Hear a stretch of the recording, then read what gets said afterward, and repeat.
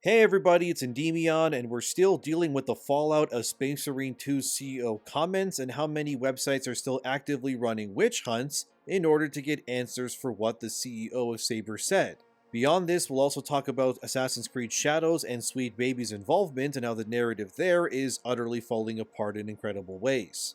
Firstly, Space Marine 2. The game sold over 2 million copies in a few days, and the game is a certified hit, which is good for Saber and Focus Entertainment because they were actually giving players what they really want. Games Workshop could probably learn a thing or two about following a similar model as well, but as you may know already, Saber's CEO got attacked by a lot of journalists for comments that he made recently. The too long didn't read it version is that Saber's CEO commented on an Asmongold video where he was reacting to another video by Legendary Drops, who's another YouTuber. Pretty much, Saber CEO said that Space Marine 2 is an homage to old school gaming, and they didn't want the game to impose ideals or concepts onto players. So the CEO straight up was like, we wanted to make a video game that was fun, and then keep the real world politics and nonsense out of it. And I think I speak for all of us when I say thank you, Saber, for just giving people the game that they wanted, because this could have easily gone horribly wrong otherwise, considering the alternative. Anyways, like I said, these journalists are not letting up, they're doubling down. Firstly, IGN is still pushing for answers, and still trying to get Saber CEO to answer for his so-called crimes that aren't really crimes at all. In their article, which I'll post the title here for you to see, IGN has been retweeting this article quite often on their socials. Obviously, they're trying to get more eyes on it in order to stir up a conversation or controversy somehow. It's not working. I mean, their articles surrounding this concept have been getting community noted, and Twitter users are pretty much saying that there is nothing controversial here. It's just games journalists demanding compliance for something that doesn't really require it. IGN wasn't even the worst of it. PC Gamer, which seems to be just making a lot of slop articles lately, also chimed in during this time with their article titled Space Marine 2 Studio Boss Hopes for a Reversion to a Time Before Games Were Imposing Morals on Players. And they say this as if it's a bad thing, considering the CEO is absolutely right, and PC Gamer is like IGN and others, they're just mad that they're losing the narrative war. As I said in my previous video, it was confirmed by Saber's CEO that Matthew Karch did in fact say what he said. He even sarcastically responded to a comment on his LinkedIn about the post saying, "Whoever wrote that seems pretty sharp. Yeah, the CEO is having a laugh and good for him." He knows these people are insane. Of course, PC Gamer wasn't having it. They ended that article by saying, "Wherever the comment originated, it's ironic that the subsequent discussion about messaging and imposing values is arising from Space Marine 2. In 2021, Warhammer 40,000 company Games Workshop released a statement explaining that the Imperium of Man stands as a cautionary tale of what could happen should the very worst of humanity's lust for power and extreme unyielding xenophobia set in, and explicitly condemning the presence of hate symbols and groups in the Warhammer 40,000 community." But here's the thing, PC Gamer. What does anything you just said have to do with what Saber's CEO said? You're going on about hate symbols, condemning groups, but Saber's CEO said nothing of the like in his response. The guy simply said that he wanted his company to make a fun game that didn't impose politics or ideas upon the player. It's interesting that you took what he said there and then in your weird leftist brain contorted it to say that what he was saying was actually hate speech. There's also this narrative that you'll hear from time to time that a lot of woke freaks will say, well, why is everything made by liberals as in art, franchises, etc., and there's no real conservative creators? The answer, in their opinion, is that liberals are just better than conservatives, and they have far more creativity, hence why they create all the time. But the truth of the matter is that the reason why this particular narrative is not true but is still being pushed, and is of course enforced by places like PC Gamer or IGN here as I showed, is because whenever someone actually comes out as conservative in any capacity, the same thing always happens. Which is, you freaks out there lose your minds, you go feral, and then you want to sacrifice these individuals upon some kind of blood altar for thinking differently than you. So the narrative that only liberals create things is simply not true. The actually far more plausible scenario is that many conservative-minded people, they make things all the time. It's just that because the woke freaks are insane and cult-like, the conservative-minded creators within these spaces, they have to essentially pretend that they too are liberal, or you weirdos will want to fire and blacklist them for simply thinking differently than you do. And I have conservative-minded devs in my DMs who've worked on a lot of your favorite games. Stuff like the Mass Effect trilogy, Dragon Age, and even stuff like The Witcher and Cyberpunk, they have plenty of conservative-minded creators on those teams. But the sad objective reality is that a lot of them hide who they are, because if they don't, they'll get excommunicated and blacklisted for something that frankly has nothing to do with their work at all. The fact that these journalists took what Saber CEO said, which wasn't a political statement per se, he just said, hey, we want to make fun games, no alcohol required. And then these publications took this and went, well, this is hate speech and conservative coded somehow. And they're basically asking for Saber to answer for their crimes, which aren't even crimes to begin with. It just tells you what you need to know right there. I said in my previous Saber CEO video that this was all just a witch hunt, which yes, I do in fact believe it is.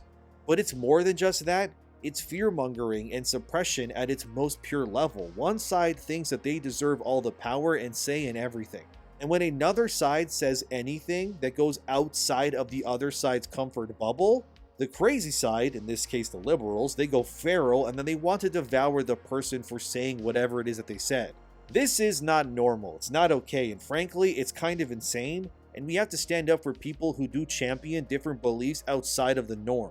It's like when the Soul Ash 2 dev got swarmed for not wanting to add same-sex marriage in his game, and then liberal players of his game demanded that the creator condemn conservatives, and also bend his knee to the LGBTQ+ agenda, as if him doing that meant his game was now okay to play. He didn't do that, by the way, which is why they continue to attack him, but he's been very firm in his Christian beliefs and then just told them to kick rocks, which they obviously don't like one bit. It's kind of like the Persian emperor in the movie 300. These liberal freaks, they kind of want everyone to submit to them in every single way. They want to control you in body, mind, and soul. Any rebellion against their tenets and demands is just considered hate speech. It's why so many weak-minded men and women fall to their ideology. Parasites that offer nothing, they want a home like any other. And when they found somewhere that accepts degeneracy as a societal norm and props up their insane beliefs, well, the weak will flock to the woke like moths to a flame. And it's so interesting to me that you'll have all these same websites posting articles like how PlayStation 5 Pro being more expensive is because Sony doesn't have any direct competition. And then they spend the entire article explaining why no competition in a space is a bad thing. But when someone makes something that goes against the monolith, they just try to tear it down like they are with Saber and Space Marine 2. Like, you guys can't be serious. You're always talking out of both sides of your mouths.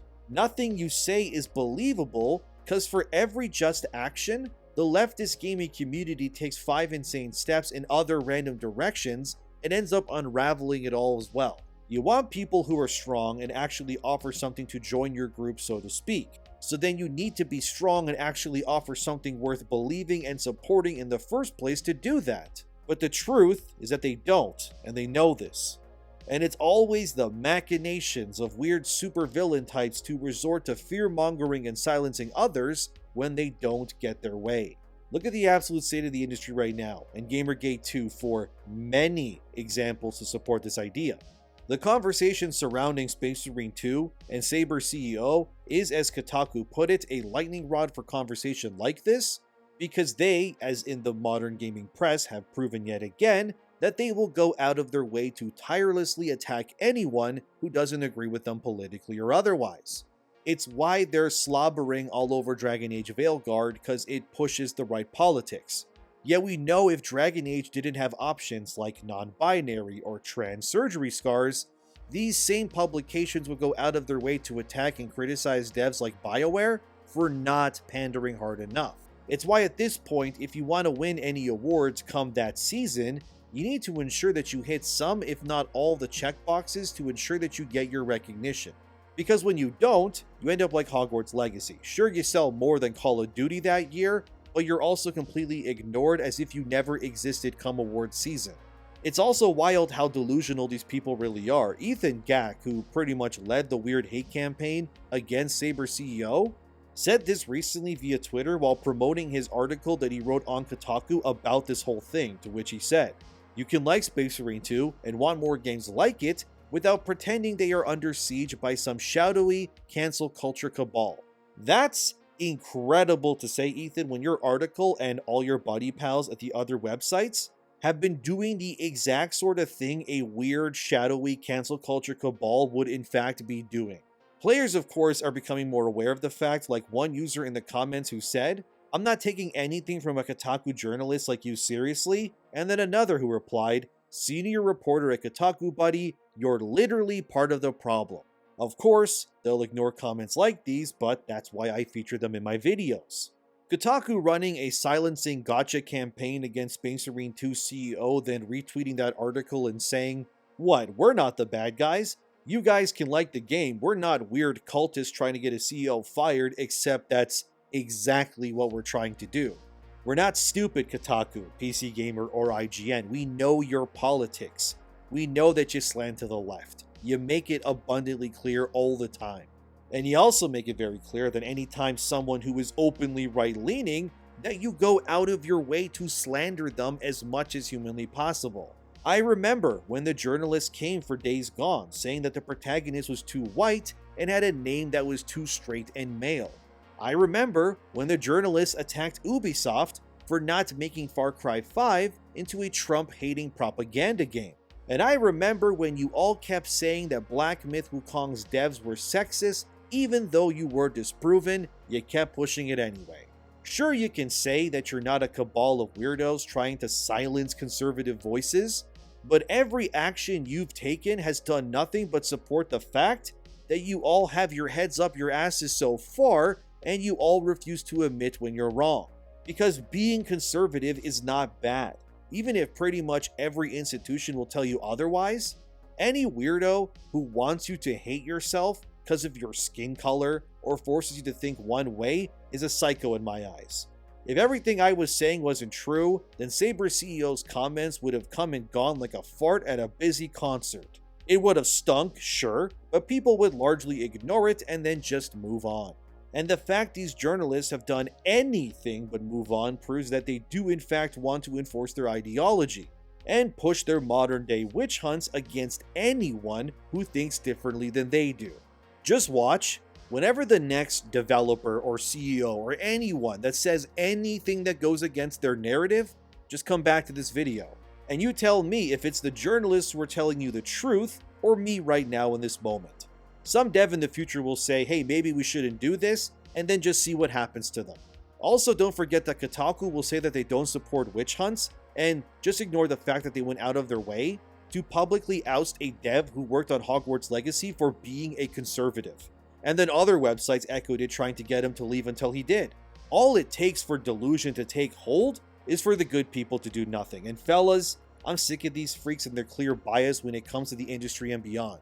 I refuse to live in their false reality, and if something as innocuous as a YouTube comment can spark this much controversy, just wait until the next dev says anything that's out of line, then you tell me who the monsters really are. And now let's move on to Assassin's Creed. So the New York Times wrote an article recently trying to gaslight players into believing that they were wrong about the game and the Japanese people are totally fine with it. The New York Times also hired a consultant to help them translate the comments from the Japanese and then use this as a basis to prove this in their article. Except it has now been discovered that this consultant that the New York Times hired was none other than a former employee of Sweet Baby Inc. The person in question is named Kazuma Hashimoto. Don't harass this person, by the way, but it also turns out this person doesn't even use their real name in their consultation work. People have pointed out that the name Kazuma Hashimoto is the name of a character from a popular anime as well, meaning this Sweet Baby consultant is likely using an alias and not their real legal name, or it's one hell of a coincidence. Kazuma describes himself as such via Twitter. Happy Trans Day visibility. I'm Kazuma, a half-Japanese trans man who works in translation and journalism. I write media analysis primarily concerned with video games and Japanese pop culture. I'm a trans man who writes about politics and examines pro-imperialist propaganda in media, specifically video games, and occasionally post pictures of my cat. This Kazuma has written for places like Polygon and others in the past as well. This is what Kazuma Hashimoto and Zachary Small, who's the writer of the article, said via the New York Times. which has a heavy bias and again is supported by this ex-Sweet Baby Inc. employee, they said, and I quote, "It was people in the West who were upset with seeing Yasuke as a samurai, that many of the negative online comments written in Japanese appeared to have been roughly translated from English. The inclusion of Yasuke was the primary complaint. But observers also pointed to the presence of Chinese architecture and period inappropriate flags. The controversy became so heated that a small right-wing political party in Japan formally asked the government to comment on what it considered historical inaccuracies." End quote. I could read you more of the article, but pretty much what this Kazuma Hashimoto is doing here is trying to use their very obvious left-leaning bias to push the narrative that the story around Assassin's Creed Shadow is overblown, and not at all a controversy. Of course, like I said, they used to work for Sweet Baby Inc., which immediately makes anything and everything they say skeptical and likely a fabricated lie being pushed as true for agenda purposes. I mean, this Kazuma refers to themselves as a political writer, so none of this really surprises me. Of course, people could ask, why didn't the New York Times get an actual Japanese scholar to help cite the article? Well, you know exactly why that is, because a real Japanese scholar wouldn't enforce the narrative that Zachary Small of the New York Times wanted to enforce. This Shadows article, it feels very reminiscent of that Black Myth Wukong IGN article, where Rebecca Valentine hired Ki-Hoon Chan to help them write that article, saying that game science was sexist, when it turned out that they were translating things in a very inflammatory sense to make it seem worse than it really was. And again, of course, you won't see the same websites that I spoke about earlier calling out Kazuma or Zachary for their blatant bias with the New York Times article.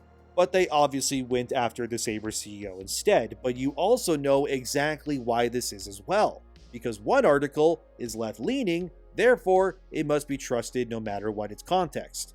And the other one is nebulously conservative coded, even though it's not even confirmed that Matthew Karch, CEO of Saber, is even a conservative in the first place. But because his comments went against the grain, that's why they treated him the way that they did.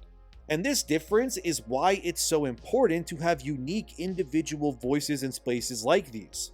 Because without YouTubers or places like Twitter or streamers or whatever, you just have to accept these as gospel because you wouldn't really know without the added context. But now that you know this article and narrative was written by a Sweet Baby Inc. employee, you immediately cannot trust it because of what it represents in the broader picture. Of course, this same Kazuma individual is detailed in another article, also from that Park Place, where they detailed this same Kazuma individuals not being hired by other game dev studios because of their previous work with Sweet Baby Inc. Kazuma did a Twitch stream recently and said more about this. I don't want to share the stream because they will likely copyright strike this video. But they can't copyright strike me for saying what they said by quoting it, so they said via Twitch, and I quote, "A couple of months ago, the New York Times actually got in touch with me to ask me about Assassin's Creed, in which I was like, yeah, reception's honestly like kind of positive. And a lot of the comments you'd see under videos were like straight up like Google Translate comments, which is pretty obvious. And like people are annoyed with some of the inconsistencies and issues with Shadows, which is like the buildings and stuff being wrong or certain clothing and whatnot, right? Or the fact that the art team basically stole a sign from a reenactment troupe in Japan. And that's actually like pretty common because when you're working with such a large team of artists, sometimes they're sort of given the direction to Google things and people make mistakes. It's more like you're working with a team of people that speak multiple different languages, and whether or not they can communicate with each other is an issue, and that's just become part of game development. I can say that I didn't do any consultation work on Assassin's Creed Shadows. The stuff I did with Sweet Baby, I will never be able to talk about just because of the way that game development works, so yeah, it's really weird. I have a feeling that I'm going to get blamed for changes and decisions made on a game that I worked on that weren't even that I didn't even know about or wasn't even aware of or not even a part of. Because when you're a consultant, they just kind of pull you in and they ask you for suggestions, and whether or not these suggestions are actually taken is up to the director. People don't understand how much power a director and producer have in a studio and whether or not they facilitate those changes. There were definitely jobs that I've had where people have seen the fact that I worked for Sweet Baby, and it's been a year since I've worked with them, and it's just a contractual basis where I was just so periodically for a couple of years. People will literally be like, hey, are we going to get harassed for hiring you? And I think that really sucks. That instead of like, we'll protect our employee, the employer or the potential person giving you the contract will be more concerned about that than protecting their employees. Kinda effed up, end quote. Well, no, I disagree with you there. I think those employers are actually very much in the right to do that for all the right reasons. You shouldn't feel obligated to hire someone because they worked for Sweet Baby Inc. The same way a company has every right to not hire someone if their past is something they find disagreeable with their company. While I'm not saying it's the same thing, but it's sort of like a criminal record.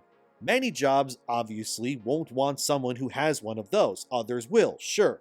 But it's up to the company. For example, if someone got convicted of being a P-word, a lover of children, and then they applied to work at a school that's full of children, yeah, obviously not hiring them is the right call. I'm not saying that Sweet Baby Inc. is the same as that, but arguably when you have something being made where its success determines whether hundreds of people keep their jobs, and if the studio will still exist post the release and so on, I think it's very important that these studios and those who do the hiring ensure that they don't do anything that shoots them in the foot in the future.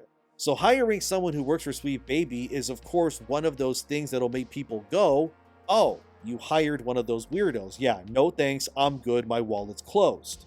And to finish this video, I think I only need to show further evidence of the damage caused by the name that Sweet Baby does.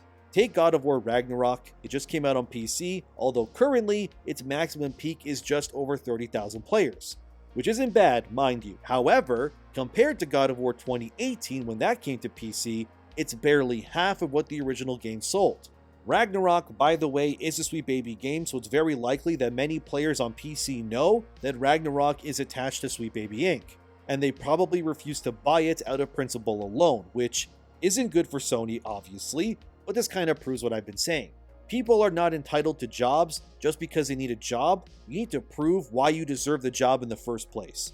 And if you work for something that has become synonymous with the utter destruction of modern gaming, well, you kind of reap what you sow. If Sweet Baby didn't want to be seen as a blight on gaming, they probably shouldn't have ruined so many games already. But they're not mad or upset due to what they've contributed to gaming. No, they're mad because they got caught and now they can't hide it anymore. And the public is clearly more informed than ever before, but like they say, you made your bed, so now you gotta lie in it. And if you want to put Sweet Baby on your resume, well, be prepared to get rejected, I guess. Maybe don't push communist woke freak ideas into everything you do. That's probably a good first thing to start with. As for the Shadows article, that doesn't really surprise me that it's getting blowback considering who they use as a source. And the Saber CEO thing kind of proves how this industry, which will lie to you and say that they don't hate people based on their personal choices, they just keep proving time and time again that they will absolutely go out of their way always to shun, attack, and try to destroy anyone who thinks even an iota different than they do. And that's why it's important we stay informed and only open our wallets to those who respect us. Thank you for watching, everyone. Have a great day. Subscribe. Thanks to my supporters, and I'll see you in the next one.